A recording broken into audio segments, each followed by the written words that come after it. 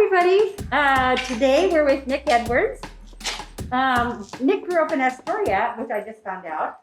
And I learned yesterday that Nick was in a Zoom meeting for shrimp shrimp fishers that included people from Norway, Russia, the UK, Denmark, Canada, Iceland, and Greenland.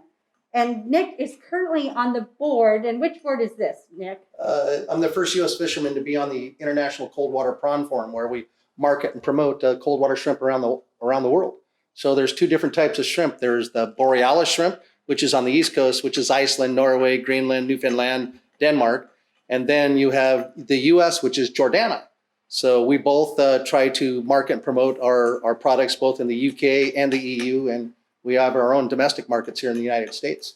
And you actually were a speaker at this event yesterday. What did you tell people? I did a collaborative project with Scott Groth, and Scott from Oregon Department of Fish and Wildlife and I made a presentation, actually kicked off the conference yesterday morning, about a body index survey, about being able to maybe predict what a biomass might look by in that season by simply checking the length of the carapace and the width of the shrimp. And so we are able to maybe predict, has to be peer reviewed, but what future stocks might look by in that season. So that wasn't only just talking about your business, but providing information for other people in the industry. Correct. That's pretty amazing. People in Royal Greenland were very, very curious about that. The borealis has about a 7-year life cycle. The Jordana pink shrimp has about a 3-year life cycle. So ours replenishes very fast. So thus, we don't have a quota in our fishery, but other countries have a quota in their fishery. Ours, comes back a lot faster than theirs. So I heard that in Brookings, they brought 3 million pounds in the year before and 7 million. How much do you bring in shrimp in our area? Me personally, I think we were one of the top boats at the plant, and we landed about 840,000 pounds of pink shrimp this year. Wow, that's incredible. Well, this is our host, Nick Edwards, as I said before. Well, we're here to learn as much as we can about the shellfish industry, Nick. And tell us, just give us a tour. What were you doing? What's the economic impact of shellfish industry in our area?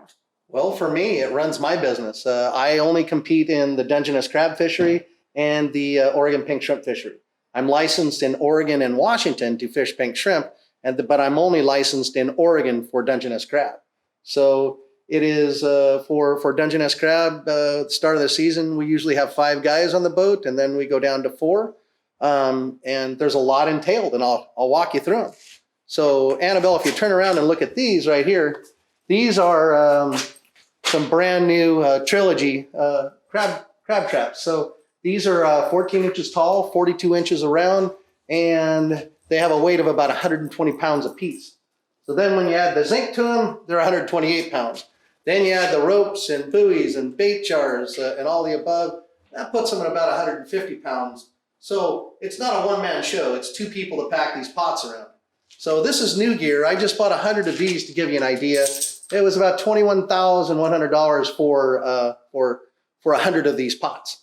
So we take old pots out and replenish them with new pots, and thus you have less holes in them. And luckily, if we put them in the right place, they'll store some more crab. So come on out here and I'll show you. Well, I'll show you back here first. Here's some of the things that we have to do is new buoys. So this is just what we did this year. Took us a few days, but we painted and then we stickered 405 buoys. So these will float the rope up to the top of the surface. So then you have to tie every buoy with rope and then stretch it. And so these knots are nice and tight. Then you can see over here our shots of rope. That's a lot of rope. Yeah. So we spliced about 40 coils of these. So you got 2 splices on each end. And then you have 3 leads, which I use on the shot to keep the rope down. So you don't want any floating rope because we don't want any whale entanglements or anything like that. So a tight rope on a pot is always best. Well, I'm glad you're respecting the whale. Well, we all have to live in harmony, right? And the whales, the population of humpbacks, gray whales, and blue whales has just it's increased tenfold. Wow. You know, and along with the whales increasing in production, we probably have one of the healthiest resources on the planet right here off of Oregon, Washington, California. That's super exciting. I think I forgot to introduce you, Annabelle, did I? Behind the camera, this is really important. Annabelle Taylor is our Recruit HIPPO person. She works in your high school, and she's meeting with seniors and other interested folks as far as looking for internships in our local area. Do you want to say anything, Annabelle? Hello. So look for her in your local high school for some of these opportunities. And I did not mention that Nick Edwards is the owner of the vessel, Carter Jon. Yes. Tell us a little bit about that. Down in Charleston, I have the fishing vessel Carter Jon. It's pretty big. How big is it? Oh, it is 78 feet long. When I sunk in 2004, I had to get my insurance, and I had to go over to the East Coast and look at buying boats. So I had 26 boats to look at between going to Florida, Alabama, Mississippi, Texas. And when I flew to Florida, I found the Carter Jon, which was named Linda Lucille back then. And I hauled it out in Georgia, had a good look at the bottom to make sure I wasn't going to sink by the stern like what I did before. And then in 2004, we brought the boat around. It took us 32 days and 21,000 gallons of fuel to bring the Carter Jon around through the Panama Canal. That's incredible. I mean, for me, that sounds ridiculous. But I'm glad you made it here. But did you just say you sunk? Yeah. Had a bad day at the office, I guess. So let's talk about, well, fishing could be a little bit dangerous. Well, I sunk in 2004 in the shrimp industry, April 14th of 2004. That helicopter in Newport that was going to go away, and we got the funding. We got the funding back for that going through the Newport Fishermen's Wives because it's up in Newport where that helo station is. That was the one that was responsible for us living through that ordeal. Oh my God. And so we were picked up out of the water by the motor lifeboats when they show up. And so my business that I had for 7 years that was going to be paid off on that trip, I sunk on opening day of shrimp season. So we had 65,000 pounds of shrimp that went to the bottom of the ocean with the boat.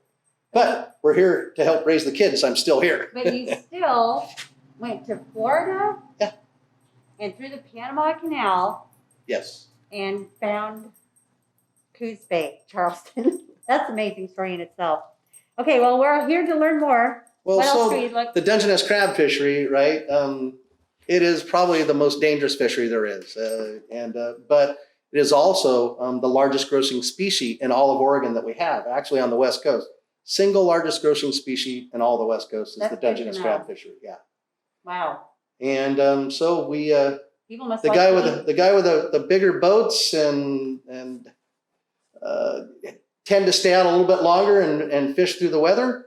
You have to make that decision when you're out there. When to throw in the towel and go back to the dock, and then arrange to unload, get new supplies on the boat, so you have a turnaround to go back out because about 80% of the resource is caught in the first 2 or 3 weeks of the season. So you have to be out there running gear, and right. That's the deal. Run as many of these things through the crab block as you can, and throw the Dungeness crab into the fish hole, which is a live fish tank. And I can pack about 87,000 pounds of live Dungeness crab on my boat. I'm a little overwhelmed right now. That sounds like quite a bit. It's a big piggy bank. Big piggy bank. Well, let's say, for example, let's just go look at some more. Show us some more of what's going on here. Okay. Well, I built this shop a couple of years ago so I could work inside instead of outside, and the crew kind of appreciate it. And now we have, lights and power, and as you heard, a little bit of tunes. Did you say you built this? 2 years ago. Wow. 2 years ago. So, as a person who works in this industry, there's an incredible amount of skill because a lot of this you do for yourself. Some you have other people do. But how did you get into this business? Well, when I was 18 years old and I came to Coos Bay, I was enrolled at OIT to go to college. And I'd always fished on charter boats ever since I was a kid. And I had a job lined up during the summer to come up and fish. And I worked for the cuttings with the Bernadette and the Osceola. And I was on the Osceola for about a month when the owner of the Bernadette asked if I wanted a job for the rest of the summer. And I said, yeah. So I took it. And being, 18 years old, I made a little bit too much money, and I thought I could pay for college all at once, and that didn't happen. So, but, working for the Cuttings for 17 and a half years, Dennis Cutting helped me start up a capital construction fund to buy a boat. I was, got married when I was 26 years old and started saving to buy a boat through the federal government and through a capital construction fund. So I'm 15 years old and I go to North Bend High School and I watch this and I'm like, I want to do that when I'm going to do that. So I'm in school. What should I pay attention to in my classes that would help me run this business? Oh, good question, because there isn't anything like that offered in the schools. There isn't. One thing that I noticed that's really cool is that boat building is going on down in Charleston, even on a smaller scale, right, with smaller boats. And there's people that have been in the fishing industry their whole lives, right? And one person is Jimmy Burns III, fourth generation fisherman. He's building his own 38-foot boat right down in Charleston. He actually built part of it out at his house out there in a barn, and then they towed it down into Charleston, flipped it over, and it's sitting down there in one of the buildings down there at Giddings Boat Works, and they're welding on it as we speak, and It'll be launched, I think, January 1st, but all done locally. I think, I forget his name now, used to be the principal of North Bend, Bill Lucero. Oh, yeah. Is building that boat. And he thought, what a great idea if you could have that at North Bend High School in a shop class and build a boat like what he's doing, and then do the labor yourselves and then sell the boat for a profit. That would be a great thing for, kids learning welding and skills and boat building, and to put motors and reduction gears and shafts and fuel tanks and to see what a smaller fishing boat is like. And this isn't a small fishing boat. It's 38 feet, but it draws, I think, 7 feet of water, and I think it's 14 feet wide. Wow. Beautiful boat. Yeah. So you mentioned, one thing we learned when we were doing one of our tours at a cranberry farm, Seaview Cranberry Farm, is if you work on a farm for 3 years, there is federal money available to purchase land. You mentioned, did you get a federal loan to purchase your boat? Is that correct? Well, no, it's called a capital construction fund. Okay. So what you can do is you can put down a boat that you're going to buy, or say that you're going to buy, and then you start putting money aside in that account that's tax deferred. Got it. But it has to be in A preferred stocks or accepted by the federal government. Okay. And, I think it was 10 years in the market for Jill and I, and raising, first one child, 2 children, 3 children, 4 ended up with. And then setting money aside, tax deferred, to buy this vessel. And it wasn't easy to do, but maybe we could stash away $10,000 or maybe $15,000 a year, which was really hard to do. But then in the market, the right time, when I finally was able to get into business May 2nd of 1997 with my first purchase, the fishing vessel Jaguar, PCA lowered their lending from 50% down to 40% down because of my production record. And I was able to get into business for myself. At that point, 1997, there was 300-point swings in April and May in the marketplace. You'd lose $35,000 or make $40,000. It all depended on that day. It was kind of cyclical. So I'm glad that I wasn't in that market anymore, and I got into business for myself. So your recommendation, I want to be Nick Edwards, is to find a job on a fishing vessel, whether it's a charter boat or a fishing vessel. And then if you have an eye on a boat or something like that, or a fishing vessel, you would actually start to put money away through this organization. You could, but the main thing is to find out if you actually like doing it. So when I work, physical, right? Very, very physical. That's one thing very, I think very everyone demanding. needs to know. This is not something you're not going to go out and get a tan out there. You're going to be working hard, and you stay out overnight, correct? Oh, I think crabbing, our longest trips have been 17 days. So we were out for 17 days. Shrimping, you're usually 4 or 5 days at most. But crabbing, to stay out there long enough to keep running the gear is the most important thing. Well, what's that like, being out that long? What do you sleep?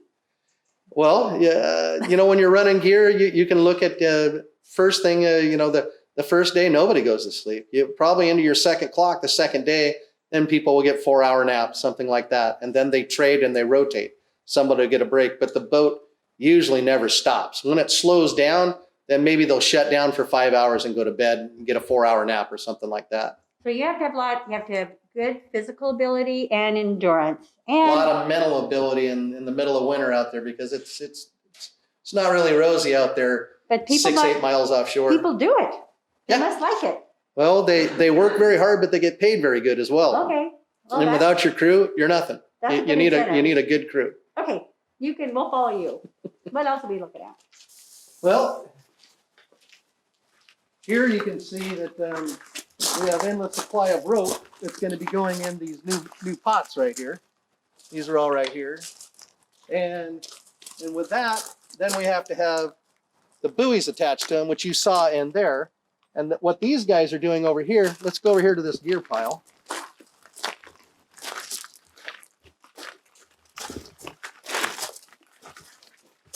And what they're doing is they're going through all these traps. Everyone goes through to look at if there's any holes. If there's any holes, what do you yell and say? Hole! Yep. And a hole in the pot costs these guys money. They do not want to see a hole in this pot when it goes and it sits on the bottom of the ocean for opening day, and you're maybe getting 100 pounds to the pot, and you have one hole where the crabs go in and they eat the bait, and then they leave through the hole. Dungeness crab are very, very smart. They will find a hole big enough to get out if there's one in here. So you repair those on site. If a pot comes up empty out on the ocean out there, they set it on the table, and then they look at it, and 2 guys looking at it to see, because there's a hole somewhere in there. Okay, got it. And then they find it, they'll put a zip tie in it, or they'll use stainless wire to repair it, and then bait it and throw it back in. So what are these guys doing up here? So these guys they're going through the pot and looking for holes on the bottom and on the top, and they're looking to see if there's any holes. And they'll turn the pot over, and then if they see anything, they'll fix it. If wires need to be tightened up, they'll tighten them up with the dikes. Like what Mick over there is doing. Sorry, this is Mick Hockema. Hi, Mick. Right? And this is Chris Phillips. Hello, Chris. Hi, nice to see you. And so there's 4 guys up here, but 2 of the other guys are down on the boat. They're putting in the plumbing on the Carter Jon. So these guys are going through pot by pot over here, and we'll get 500 pots, which I'm licensed to have, is 500 pots to fish. Each one of these pots will be tagged, and you have to have a buoy tag on the pot to be legal in the fishery. So I have 500 tags that say Carter Jon with my buoy number, and the buoy number is registered to you. So 764 is what I have. So if 764, these buoys show up somewhere where they're not supposed to be, like in a marine sanctuary, that's not a good thing to happen. So they know that this is the Carter Jon's buoys, right? Got it. So we try not to do something like that. Or if a whale entanglement happens and your buoys are attached, they know it came from you. There might be a problem with your fishing gear having too much slack in the rope going to the surface, which can entangle a whale. You don't want to do that. No. So So we have 500. You're licensed for 500. How many pots do you take out? You don't take all 500. I do you? take all 500. Whew. That's a lot. Well, I have a big boat. I'm one of the larger boats in Charleston, and How so big is your boat? it's 78 feet long, Yeah, that's pretty big. 22 feet wide, and we pack all 500 pots. That's a lot of packing. So come on over here, and I'll show you. Here's some of the old boneyard stuff. So these are the older pots that I have, and all of these are all 42-inch pots. I only run 42-inch gear. 42 by 15 is the largest you can have. I have 42 by 14. So it's plenty big. These are a variety of trilogies and Rio Del pots that I've used over the years, but it takes a lot of work to go through all of these pots and get them ready for the fishery. So I can't even this will imagine. probably take maybe 10 days to do. And we're supposed to be That seems pretty efficient to me, but. and here I'll show you over here is we have them. These are all ready to go down here, and I'll take them on this trailer.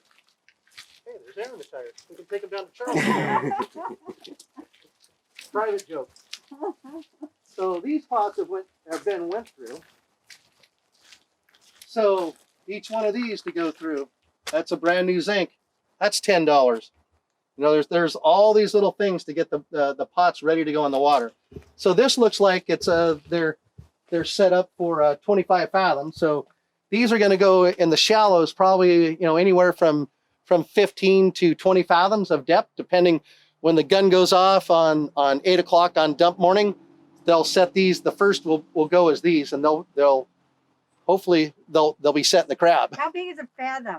6 feet to a fathom. So this right here, Annabelle, this is the dump box. So what happens is they land the crab pot, boom, right here on this, and then they open up the lid, and then they put the crab pot up against this, and the crabs fall down into here. No kidding. So then they do all the sorting and measuring of the crab before each one is dropped into the tank, and it goes right through here down into a chute that goes right into the fish hold. So this is the last thing that we put on the boat because we want all the room we can to get all 500 pots on the boat. And then, you know, you always want the good weather when you do it. The bad weather is not very fun. Are they hoisted onto the boat? Yes, we put them on with down at the fish plant with the crane. Okay, that's good news. So what else? Let me tell me about your week. Oh, come on over this way out of the sun. You're just right. You've got, this owning a business and some things that you have mentioned is the cost of what you have here. And you have to make a profit and you have to pay for staff, right? So Yeah. I think that's something that people need to know if they want to start a business is there's a tremendous amount of investment. You have to keep up with the trends, what's going on, and the science, like you were mentioning. Tell us a little about that. Well, something about the cost, as I said, okay, and I'm just one boat. And imagine Oregon has 432 permit holders. So 100 pots, you're $22,000 for a replacement cost for the pots. What? $5,000 worth of rope and another $4,800, $5,000 worth of buoys, another $1,000 worth of zinc. It's real easy. So far, I've wrapped up about $35,000 to get ready for the Dungeness crab fishery. And I'm just one boat. Yeah. So, you know, a little bit goes to everybody. Well, that's another thing to think about is your investment helps other businesses in our local community because you're purchasing. I imagine much of your purchases come from our local area. I'm not sure. Well, everybody tries to buy their resources locally. And then if you can't get them locally, then you have to outsource for them. We do that. We have to do that all the time. So tell me, what do you love this occupation? The Dungeness crab fishery and the Oregon pink shrimp fishery, the spot prawn fishery that I used to do years ago. It's been a great way to live, you know, to make a living and to raise a family, you know. I mean, it really is incredible. I don't understand, you know, pretty much I go to work and I have a certain amount of things I do at 5 o'clock. I go home and your day, tell me about your day, your week. What do you worry about? What do you enjoy about? Well, yesterday was an interesting day because at, you know, 7:30 in the morning, I was wearing a suit and tie, and I came up here. These guys go, "What's he doing wearing a suit and tie for?" Well, I had a Zoom meeting with the European countries, and then when I changed clothes from there, I came up here and put a paintbrush in my hand and, you know, painted tunnels. So Apparently, we have a hole. So we got a hole. There's a hole. Live action. Well, that means that pot's going to catch crabs because there's no hole for the crab to get out. So what kind of accomplishments are valued in this industry? As far as accomplishments. Yeah, what are you looking for when you hire someone like these two guys? They look like they've been busy the whole time we're here. What are you looking for in an employee? Just so kids can know as they go forward and look for work. Something to take pride in your job. You know, I mean, that's something I always did. I learned with a Bulgarian and an Icelander, and they never let me beat them at anything. So I had to learn from them, and they were pretty hard-headed. If I beat the Bulgarian at something, he wouldn't talk to me for 3 days.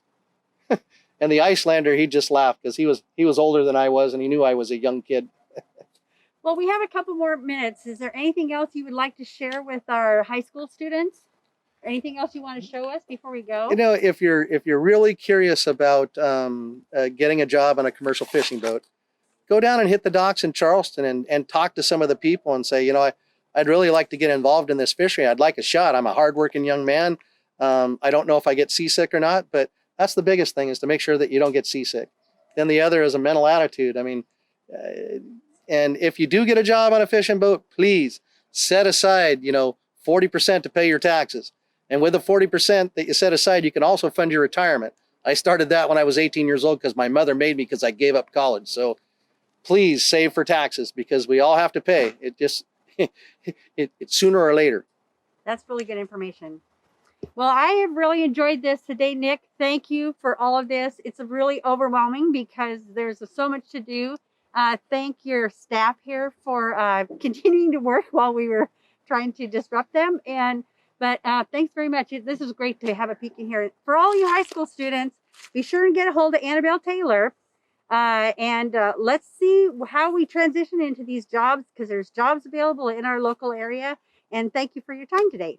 Wait till you see the boat all loaded up with gear, and maybe we'll show you, a big Dungeness crab offload. That's always good. Standing by.